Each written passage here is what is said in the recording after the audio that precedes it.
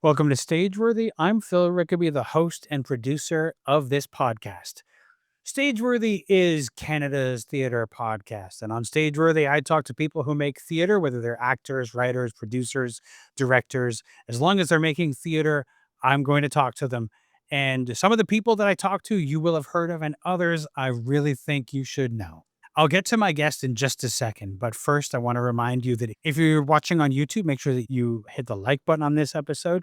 If you like what you hear, make sure that you subscribe. And if you want to make sure that you get notified every time I drop an episode, hit that bell icon. And that way, every time I drop an episode, you'll get a notification that a new episode is available. And if you're listening to the audio version, please make sure that you're subscribed.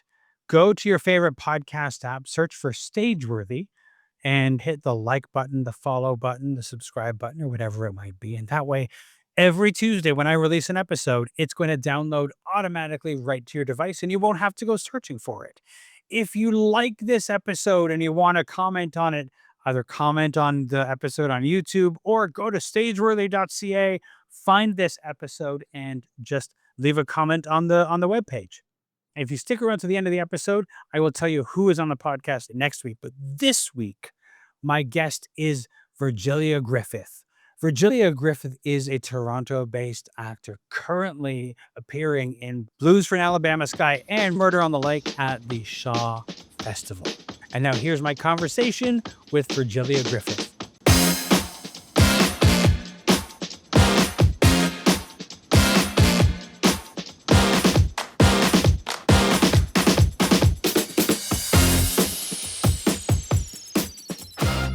Virgilia Griffith, thank you so much for joining me. You are currently at the Shaw Festival working on two shows. If correct me if I'm wrong, you're working on two shows. You've got Blues for an Alabama Sky and as well as Murder on the Lake, Yeah, which are two very different shows. very different, very wildly different, but they complement each other for my acting practice, I find. Sure, let's talk a little bit about both. Let's start with Blues for an Alabama Sky as our starting point. Tell me about that. So, no, I know I've seen video of this show performed in London, Yes. as well as a couple of other places. Tell me about Blues for an Alabama Sky. Yes, I first I haven't I read the play last year when I was speaking to Kimberly about it, and but before that, I didn't see the full version on the National Theatre London Live, but I knew that, Samira Wiley played Angel, and I just remember seeing the trailer, and I'm like, "Oh, this looks interesting," and then when I was sent the script, I kinda dived deep into Pearl Clegg, the playwright, and when I read the play, I was like, "Oh, there's a really this script is very challenging," and I love a challenge. That's something that I try to move towards whenever I get to do theater. Is what's the big challenge in that's before me? And so it's set in the 1930s during the Harlem Renaissance, but also during the Depression in Harlem, and it follows these group of friends, and you see how they negotiate, not just, like, the climate of the Depression, but, like, their dreams. Kimberly describes it so well. It's like how does she say it? She says, like, "This story is about these this black group of friends that are dreaming while black," right? Oh. And what I know about Pearl is that, like, her mom would share a lot of stories and history events, like, historical events about the Renaissance, like, there was always that kind of, like that in her environment growing up, whether she was talking about poets or, like, just art, and so she was always intrigued when I was doing research on Pearl, she was always intrigued and, taken by the Renaissance, and so she wrote about it, and she wrote about these artists trying to figure out who they are and how they affect each other, and you see how the different relationships, unfold or break apart or come back together. And yeah. You mentioned just Kimberly described the play as dreaming while black, and Mhm, I'm curious, I think most of us have heard the term driving while black. mhm. I think I really like the term dreaming while black. What does dreaming while black mean to you? I remember on the first day she said this, and it's just stayed with me the entire time. The joys and dangers of dreaming while being Black. That was the entire quote that she said, Mm, and that resonates with me. Yeah. yeah. What does that mean to you? It's the it's the wanting your dreams to come true and knowing that you live in an institute like, you live in a society that is not that wasn't built for you, and hoping that, like, you can succeed, if that makes sense, with the different obstacles that come your way from being Black in this Yeah, world. And yeah, and it also means to me, like, holding on to your imagination, like, holding on to as the world and the struggles of the world and living in this body can be beautiful, it can also be hard, and how to keep your imagination intact, to dream and envision yourself in a bigger and better place. yeah.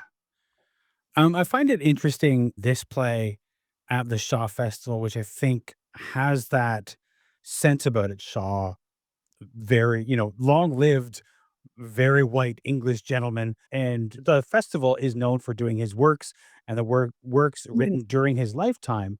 This play seems like it is unusual in that setting, mhm. but also even more important to do at the Shaw Festival because it is set at the time that it's set. How does this play fit into the festival, the Shaw Festival?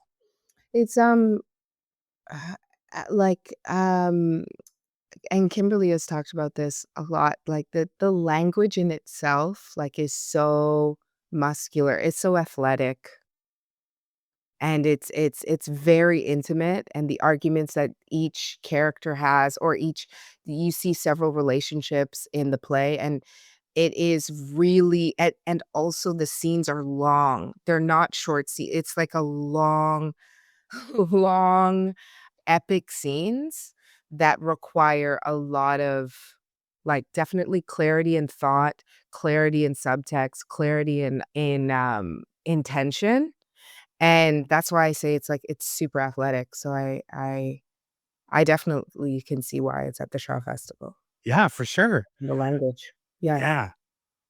No, I'm curious. We talked about the difference between this play and Murder on the Lake. Yes. And so let's talk a little bit about Murder on the Lake. What is that play about and how is it different from Blues for an Alabama Sky? Yes, okay. So Rebecca Northen and Bruce Horak are the writers of Murder on the Lake, and it is an improvised murder mystery.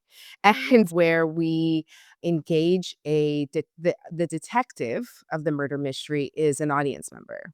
And they are chosen at the beginning of the experience, the play, and we play with them. We have different characters and we also switch different characters. So we have the same names. Our characters have the same names, but we play different roles. So there's the role of the lover or the role of the widow. And we pick at the end of each show out of a bag our role. So we cast the play every night. And so there's only 2 characters that remain the same, but the rest of us we it's a different show, and then it's also an extremely live show because the detective is different and is not an actor. Rebecca Northen, who's incredible, has been guiding us and helping us get ready. It's also athletic, right? To, um to how do we take care of the audience member? How do we help them solve this murder mystery? How do we support them and make them feel taken care of? And what is really amazing is you get to see people who have never probably been on stage, before are like by the act 2, they are, like, driving the entire play, and you're just like, "Wow." It's a really beautiful experience because they are the stars of the show, and I find for me, the improvisation and spontaneous theater, which that's Rebecca's craft in spontaneous theater, is that, like, it requires you to be so present and so in a kind of presence where it's, like, super vulnerable because you don't know what you're going to say when you get up on that stage. You're just trying to make a connection with the detective, right? And then also dropping clues to hopefully they start to, "Oh, okay, ooh, this person is like this, and this person is related to this, and, oh, maybe I suspect this person." And so we have to breadcrumb without info dumping, if that makes sense, to the detective. And so that for me, like working on Murder on the Lake it just helps me be more present and more in my body for blues. 'Cause I'm and it also helps even though I have in blues, like, a piece of text that I have memorized, it still keeps it fresh, if that makes sense? Like, I'm like, "Oh, one day I'm just really improvising off the top of my head, and then the next day I'm getting to do this beautiful athletic text, which I'm able to attack it in a way of like, "You know what? Whatever happens, happens." There's less control, if that makes sense, and there's more, like, receiving what my scene partner is giving me or receiving what the moment has to offer. It just it re Murder reminds me that I cannot, as an actor, control a moment. I just have to be inside of the thing. So, yeah. That makes so much sense. That makes so much sense. And to go from something that is so improvisational into something that's so much more text based, I Mhm. can absolutely see how those two complement each other. Yeah. Did you have an improv background before coming to Murder on the Lake? No, I had, I spoke with Rebecca and I was just like, "I'm just going to take a leap."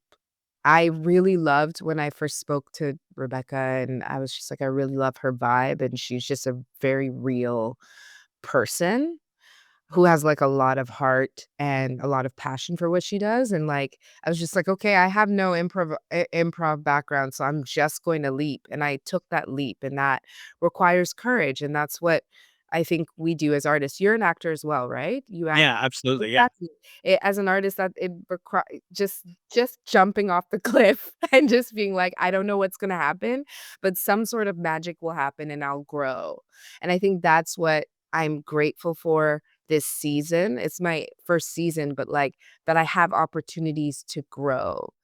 Playing Angel is some people might like her, some people might love her, but she does what she needs to do to survive, for her dreams to come true, her dreams to be a singer, her dreams to be free, you know?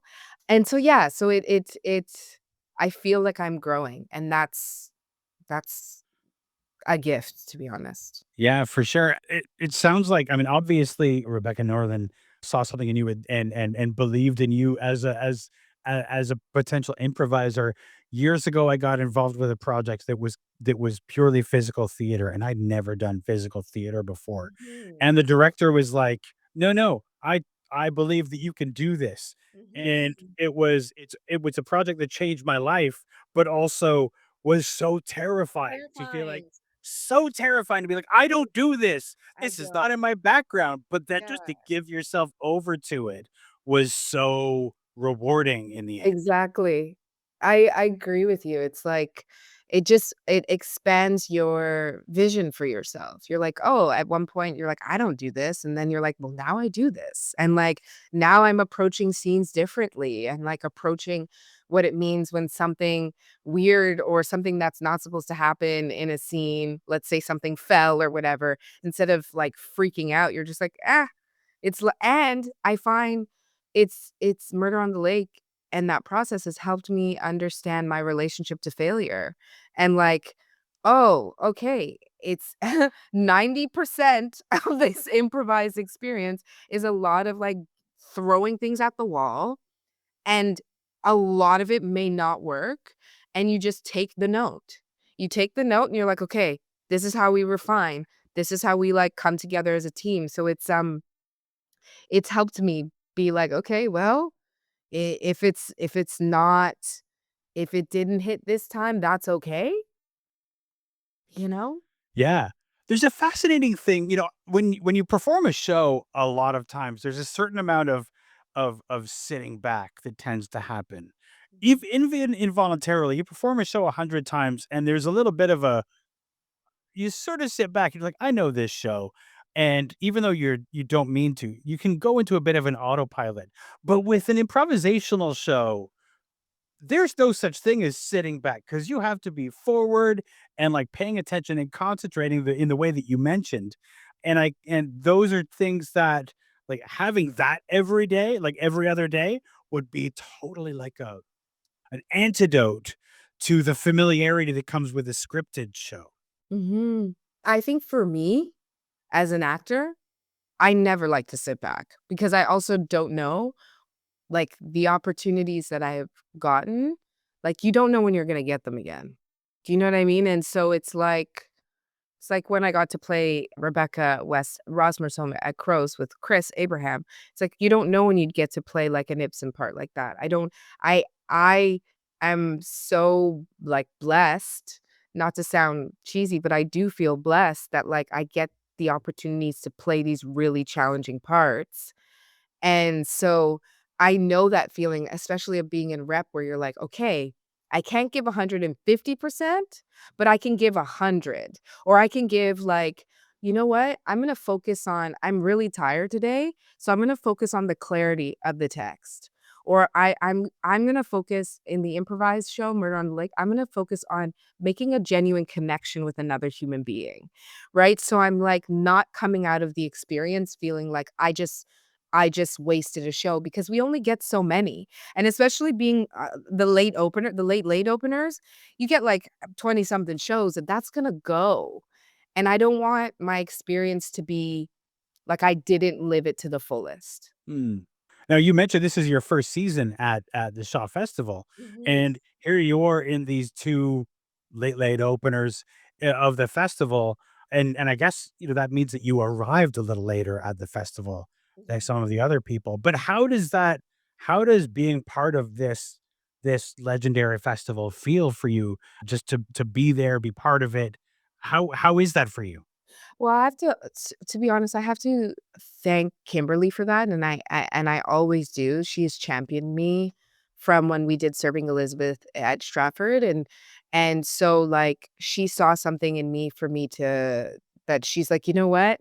You can do Angel in Blues for an Alabama Sky," and I remember her being like, "What about Murder on the Lake, an improvised show?" And I was just like, "Okay, you think I can do this?" And so it is I arrived in May, and so, to be honest, I work in Toronto predominantly, so, like, we get, like, 3 to 4 weeks, and so working 3 months, I was like by the time August came, because I just opened last weekend, by the time I opened, I was like, "Whoa, I've been sitting with both of these pieces for so long, which is a lot in that, like, I can rest, I can allow it to seep in deeper, I can allow myself to understand what it means to be on stage and regulate my nervous system, especially in improv, when I'm like, "I don't know what's gonna come out of my mouth." I'm now because of those 3 months, I've I'm now my body is, like, prepped to, like, go into these 2 experiences, and I think with Toronto, I know that or when I do shows in Toronto, because we don't have that much time, I'm so used to jumping in and just driving through. So, it was an opportunity to be like, "Oh, we're working today. Okay, we're working 4 hours today. Okay, we're doing a little rest, and then we're gonna work 8 hours tomorrow." Like, it was very what's the word? It wasn't rushed, it was more paced. It was paced. There's a certain amount of that is a gift, as you mentioned, the ability to have that kind of time. I've heard so many people who have, you have the 2 to 3 weeks of rehearsal in Toronto, and, so many people have described that as, "Listen, we're just trying to get the lines and the blocking and the costumes, and we'll figure out character later." Like, so much we're just desperately trying to get through this thing, and then but to have the opposite and to have the blessing of time to have everything sort of, like, sink in and permeate, that is again, it's that blessing of time that we alluded to, which is a wonderful and rare thing. It is, and it's also how you use that time because, like, if I know I'm going to do a show and it's, like, 3 weeks of rehearsal, then I do prep. I do prep beforehand so that I do get my full experience of using my time in the rehearsal process to, like, focus on, okay, connecting to my scene partners and understanding deepening the story from, like, my ideas of it versus what happens when we all come together. So I think time is a thing for both, but I think it's even in this situation with Shaw, it's like it's pace, but how do you use your time? How do you use your time wisely? Mm. Because then at a certain point, things start to rev up and I'm previewing both shows at the same time and teching at the same time. And so it's like, yeah, so it's like, how do you pace yourself and use the time at the beginning so that you are like ready to go when the race starts?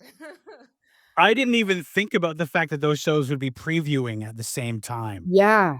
which is and I think that people who don't or aren't in this industry don't know how crazy and how wild previews can be, Mhm. because you could make changes to the show and you still have to rehearse that show and those changes while still performing it. It Yeah. is quite a schedule.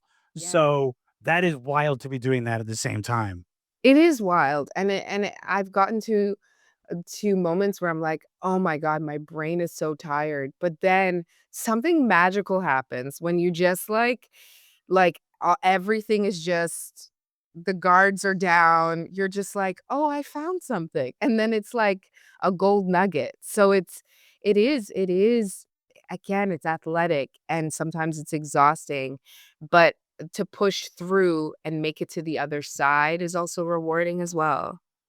Yeah, absolutely. We mentioned Kimberly a couple of times, and I just wanna jump in and make sure that we are making sure that it's Kimberly Rampersad, as Yeah. who's the director of Boots for an Alabama Sky. Yeah. Yeah. I wanna take a second to talk a little bit about you specifically and your theater history, because I'm always curious about how people find their way to this industry, what brings them to the theater. So, what is your theater origin story? How did you first get involved, and how did you determine or figure out that this was gonna be your calling? Yeah, I thought I was gonna be a dancer, to be honest. I wanted that to be a professional dancer at one point, and then I auditioned for Cardinal Carter for dance, and I didn't get in, and then a friend was like, "Oh, why don't you try, theater?" And I was like, "Theater? Acting? Ugh." And then I was like, I got in, and even when I was doing it, I was like, "I'm not sure if that's what I really wanna do," but then I started to see I remember my aunt took me to see Adventures of a Black Girl in Search of God by Janet Sears down by the harbor front when it was playing there. I was, like, 14, I believe, and I think s not I think, I know, seeing Karen Robinson, like, as this lead and seeing again, like, these Black women who are so talented and who are doing stories that I connect to. I again, seeing myself does we talk about representation, but seeing yourself really opens your imagination. Going back to the dreaming, opens up your imagination so you can as like dream a bigger dream that you thought you could, you know? So after that, I was like, "Okay, you know what? I that was the Colonel," and then I remember I played Elizabeth Proctor in The Crucible with Giacomo Giannetti, who's, like, on television now. He's such an amazing actor. He was on Grey's Anatomy, I believe. But, yes, we were, like, a couple in in, the Crucible in high school, and I remember being like, I really love doing this. I love the service of it. I love how people can see themselves in it, you know? Yeah, and it also felt like home. The stage feels like home. And was it that sense of home that made you decide that? Because in some places, some schools, the idea of one of the students going into the theater or becoming an actor is something that sort of like stymies the the guidance counselor. They don't know what to suggest. It could be a bit of a thing.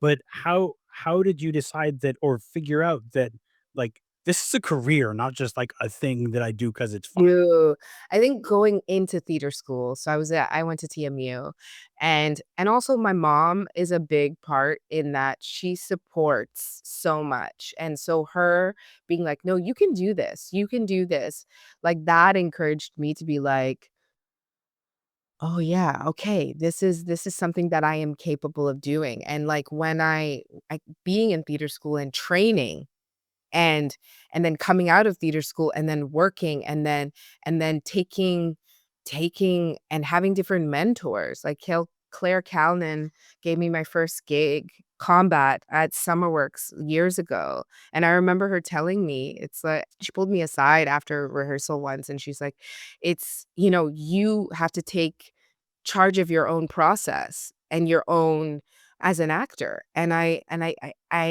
it reminded me that I'm an artist. Like, you go into school and you learn all of these different types of techniques, and you're a student, so you're like, trying to do your best and learn and absorb.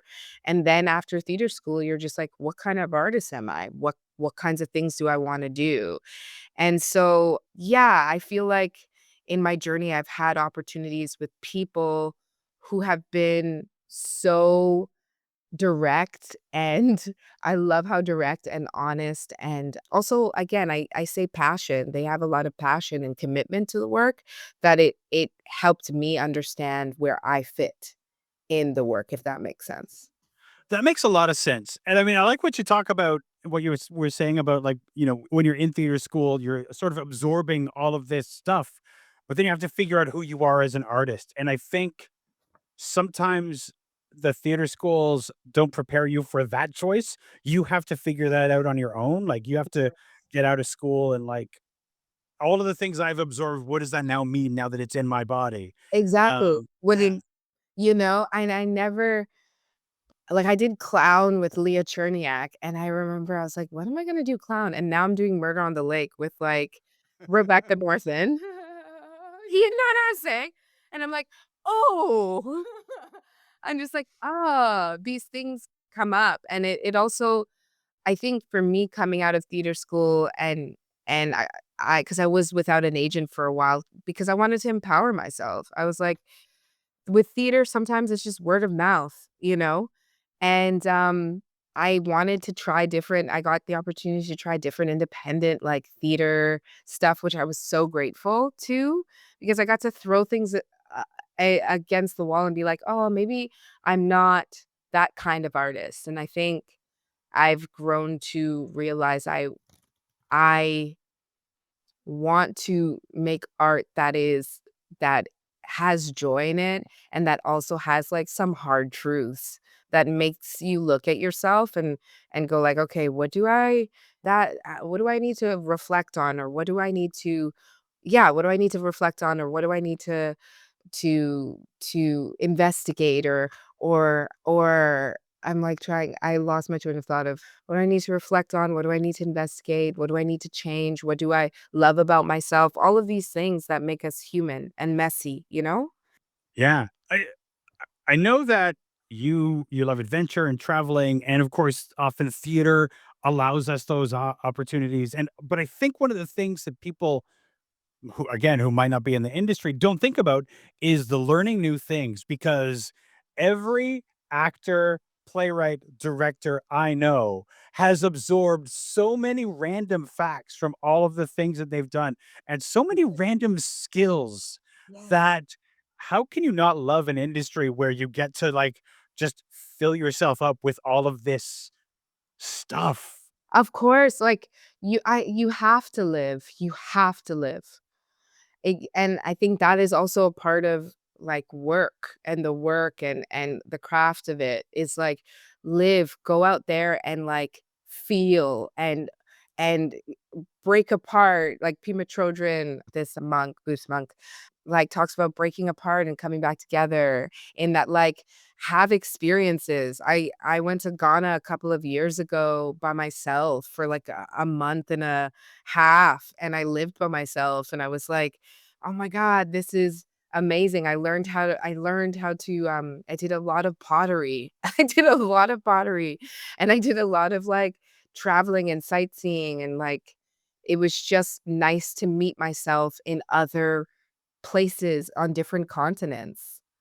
I love that phrase, to meet yourself in Yeah. different places, and being able to, like, figure out who you are when you're not at home is Yes. such a rare gift. Yes, when you're not on, like, North American soil or, like, do you know what I mean? Like, it's I and being immersed and knowing that you're North American and being immersed in another person's culture and, like, being humbled by, like, "I'm just gonna learn and observe, and I am honored to have this experience and the opportunity to even travel." Some people can't travel, you know? Yeah. No, it is a privilege to be able to travel and to be able to experience the cultures of other places. Mhm. You have had the privilege of working with some wonderful people, and just looking at Yeah. your history of work. And for example, you did win an award for your work on Gas Girls, but written by Donna Michelle St. Bernard, who's just an incredible playwright. Dora Mavor Moore awards and things like that. Working with Jordan Tannahill, and I know Yes. that you were at Cahoots at one point, and like Yes. all of this amazing work with so many companies. I don't wanna make it into a list of, like, all of the amazing people that you've worked with. I Mhm. could, because there's so many. But as you have worked with all of these different companies around Toronto and Canada, are there things that you have learned about, whether it's theater or about yourself and your process in while working with all of these different wonderful people? Hmm. I feel like there's always something to learn from each project.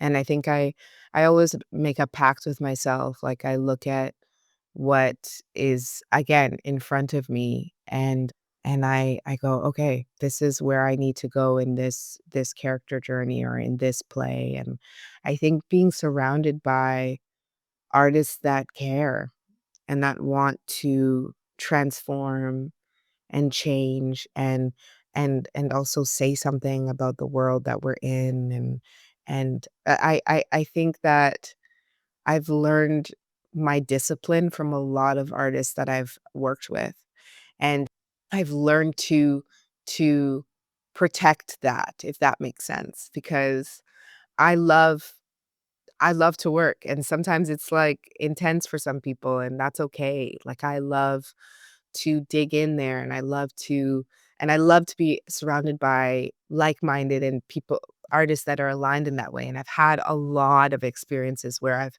been aligned with a lot of artists who are just like, "Let's, like, do something. Let's do something with the opportunity we have and the energy we have and this moment," you know? And so, yeah, I think every show that I've done, I've felt activated to continue my drive.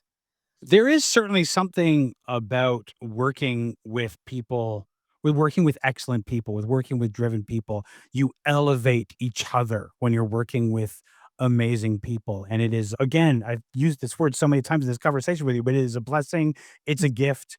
And working with great people makes you work harder.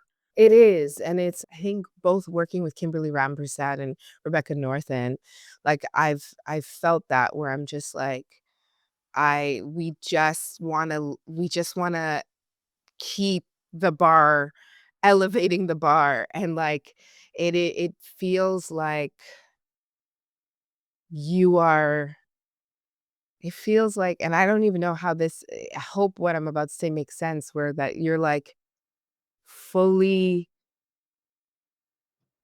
you're fully engaging in your humanness, in your potential, your everything. Like, you are nothing is wasted.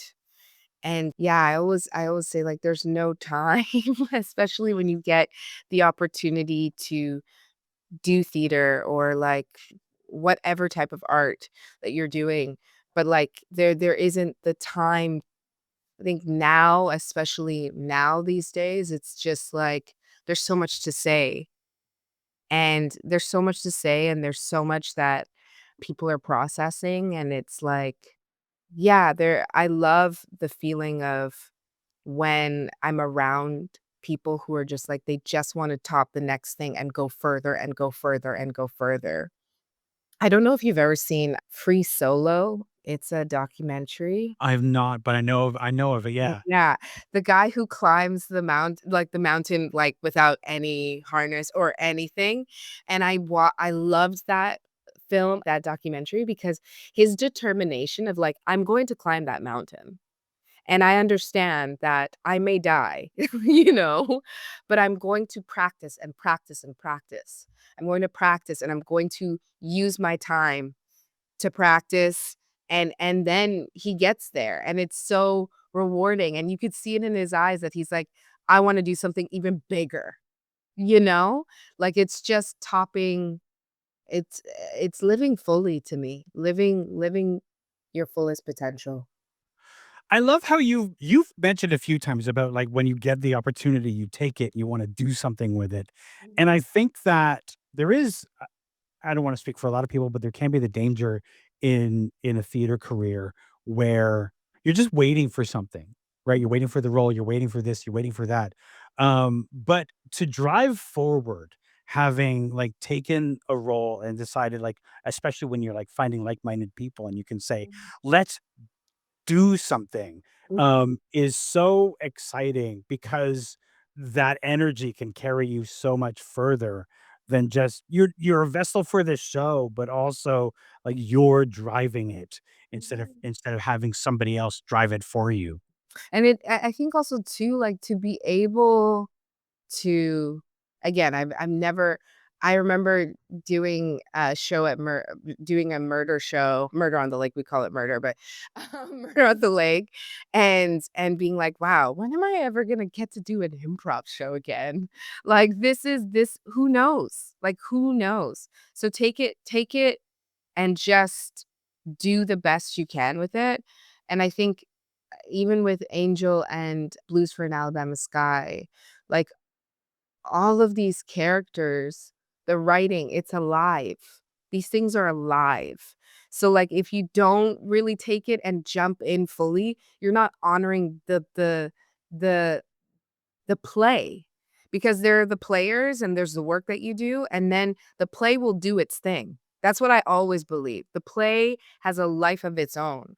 And so, like, you kind of like it's never about you, which we know, but you have to honor that energy of the play, if that makes sense. No, that makes perfect sense, that makes perfect sense. I think that a lot of times theater can teach us things Mhm. when we're in rehearsal and when we're in preview and we're like putting it in front of an audience. It could teach us things about either the show, the place we're in, who we are. It could teach us about audiences. As you've been putting these two shows in front of audiences, Mhm. what have you learned either about the shows or about the audiences who've been experiencing it? I think for Murder on the Lake, just because I just finished the matinee, like, they want to see the detective win. They want to see the detective, like, solve it.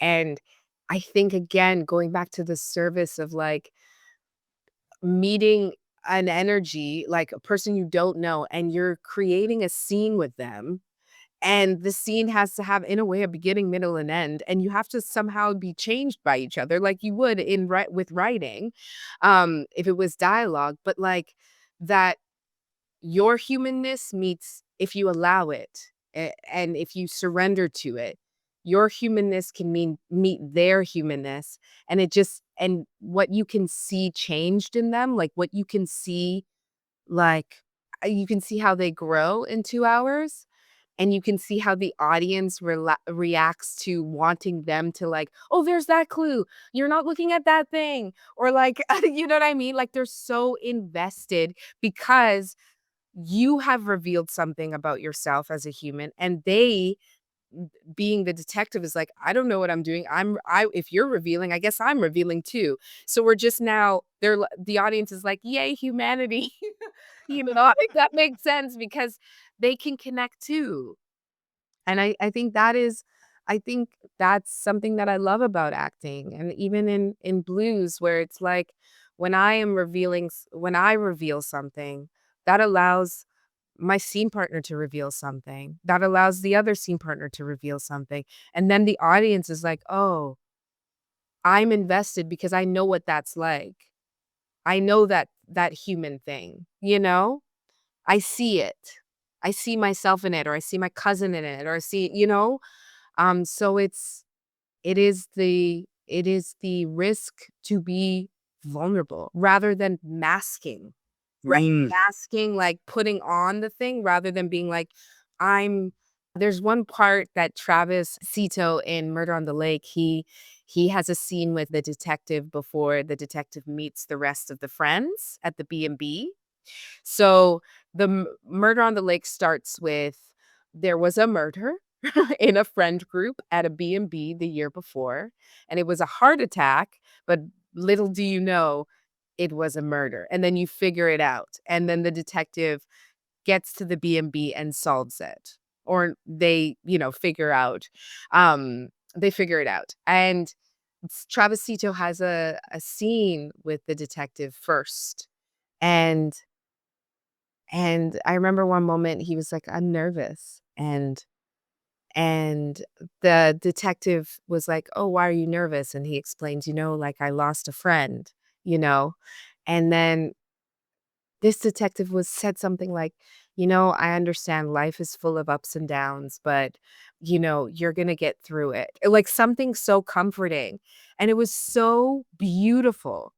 Like, just that exchange of I wanna solve this murder because that person was dear to me, and that comfort of, "You will," and, like, "You'll get through this." Right? It's so beautiful, but it's just 2 people revealing their humanity. And yeah. so, yeah, that's why, again, I love what I do, and I get to still do that work in a fixed text as well with Pearl Clegg's work. Yeah. I can imagine that an audience going to Murder on the Lake is expecting to have a fun time at an improv show and didn't expect that the show was about community. Yeah. I know, and it's like there's a difference, and Rebecca has shared this, that there's a difference in, like, improvising a play versus a sketch, right? That it is like you do need to see character development as the show goes on. So you are in charge of, like, coming in with different wants of the detective to change and grow. And so, yeah, like, it is a whirlwind being at the Shaw Festival, but I honestly, like, I lucked out with these 2 plays. Yeah. And it must be, I mean, Rebecca, having done Blind Date for so many years, must have so much to teach about how you take somebody out of the audience and help them have a character arc. Yeah, totally. And it's like, you and again, it's like 3 months of rehearsal where you're just like, "Oh," you start to learn what that is, and you fail a lot. You know what I'm saying? And then you get up on that stage, and then we all know as a community when it clicks. And you're like, "Oh, something that was a really good show." Like, I learned a lot about this person that I did not know. A lot about this detective. So, yeah. And I also think, like, going back to blues, there's a lot of depth to Pearl's writing where I've just having feedback, hearing feedback from different audience members where it's like you're so, it feels like you are, the studio space is very intimate. So it really does feel like you are inside of this world of these people who are trying to survive. And a lot of people are moved by it. They're moved by that play. Well, intimate space is so interesting to perform in because there's no hiding from the audience. Like there's no, some people get up on a big stage and the lights sort of hide the audience because they're so bright and the audience goes back so Yeah. far. You can only see a couple of people, but in intimate space, it's just like there they are. These are the people tonight, and Yeah. we're in this together. Now, such a different experience. Yes, and it requires you again to just talk to your scene partner. To talk to your scene partner and just be like, "This is where I am. I'm not gonna force where I think I'm supposed to be. I'm going to speak to you and you're gonna speak back." And just that trust that that is enough to talk to each other, they lean in. The audience leans in and they're taken on a ride, and that is what I've learned this year at the Shaw Festival is simplicity. Simplicity in the improv, simplicity. Mm, Sometimes just being like, "How are you?" Like in an improv, you know what I mean? It's yeah. just really just like asking questions and being curious. And I think, yeah, simplicity and curiosity have been guiding me in the last Yeah. couple of months. Yeah. And the audience leaning in is like one of the most wonderful things, right? Oh, They're not there when an audience and you can feel when it happens, like an audience just sort of like pushing forward and like they're in it is such mhm. a wonderful moment to experience. And you've had that experience with Blues for an Alabama Sky, Yeah. obviously. For sure. They are so invested, and the thing about Pearl is that she writes about 5 characters, and they all no one is left out. They all have an arc, they all have something they're wrestling with during that time period, and they all have a need and a want, whether it's, like, needing to be successful, needing to find the love of their life and like build a family, needing to be in love, that kind of stuff, or like needing to imagine a space that isn't here, that isn't Harlem, you know? I hope this is all because it's a very layered play, Yeah. but like the needs are strong and they're present and they're primal in a way that it's like these people are yearning for these things right now. They're Mm. yearning for very human things. And then it's like, and then there's the layers of gender, then there's the layers of having different Black experiences, that each character has a very different Black experience in this play. And their sexuality, all of that, all of those things, and how they wrestle with each other and they hurt each other, and then they also love each other because they want to win. They want to win at life. They want to have that human experience. Does that make Yeah. sense? It makes perfect sense. It makes perfect sense. Just as we're sort of getting to the end of our time, I want to thank you because I know that, like you said, you did a matinee today and I then and do. then came and talked to me. So I can imagine that's a lot. And I really appreciate the time that you've given me today. And thank you for coming on the show. Thank you. Thank you for having me. It was great chatting. Thanks for listening to this episode of Stageworthy. Before I get to my guest next week, let me talk about Patreon. My Patreon is how I'm able to create this show. And I'm so grateful to my patrons for backing this show.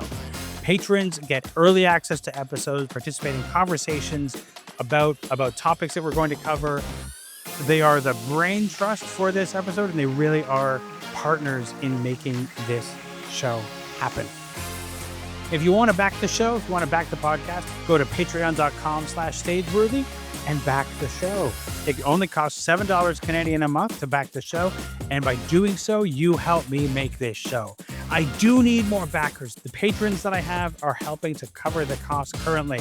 But you may have noticed if you're looking on the website, I'm no longer able to offer transcripts because a lot of the services that I've been using, the ones that are super affordable, take a lot of work to clean up. And it just became not worth it to spend the amount of time that it takes to clean up those transcripts. And so there are services that are much better, but they are more expensive.